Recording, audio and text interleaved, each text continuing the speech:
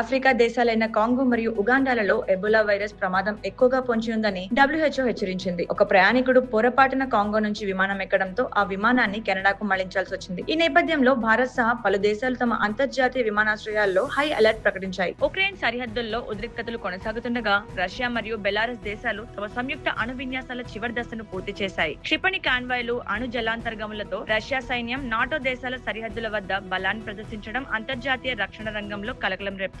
America అధ్యక్షుడు Donald Trump oval office నుంచి Iran యుద్ధ వాతావరణంపై చేసిన వ్యాఖ్యలు అంతర్జాతీయంగా వైరల్ అవుతున్నాయి. తన కుమారుడు బారన్ ట్రంప్ వివాహానికి హాజరవడంపై మాట్లాడుతూ, నాకు ఇరాన్ అనే సమస్య ఉంది. నేను పెళ్లికి వెళ్లినా వెళ్ళకపోయినా మీడియా నన్ను వదిలిపెట్టదు అంటూ వ్యంగ్యంగా మాట్లాడిన వీడియో నెట్టింట వైరల్ గా మారింది. ప్రముఖ టెక్ దిగ్గజం మెటా సంస్థలో మళ్లీ ఉద్యోగాల కోత ప్రారంభమైంది. ఆర్టిఫిషియల్ ఇంటెలిజెన్స్ టూల్స్ అభివృద్ధి చేసిన కీలక ఉద్యోగులను కూడా తొలగించడంతో ఎన్డీటీవీ H-1B వీసాలపై అమెరికాలో ఉన్న భారతీయ టెక్కీలు తీవ్ర ఇబ్బందులు ఎదుర్కొంటున్నారు. వీరు పెట్టిన భావోద్వేగ పోస్టులు లింక్డ్ఇన్, X వేదికలపై విస్తృతంగా షేర్ అవుతున్నాయి. నేపాల్ వైపు నుంచి మౌంట్ ఎవరెస్ట్ ను ఒకే రోజులో ఏకంగా 274 మంది క్లైంబర్లు విజయవంతంగా అధిరోహించి ప్రపంచ రికార్డ్ సృష్టించారు. వాతావరణం అనుకూలించడంతో ఈ అరుదైన ఘనత సాధ్యమైందని నేపాల్ అధికారులు ప్రకటించారు. మరిన్ని అప్డేట్స్ కోసం మా ఛానల్ ని ఫాలో అవ్వండి.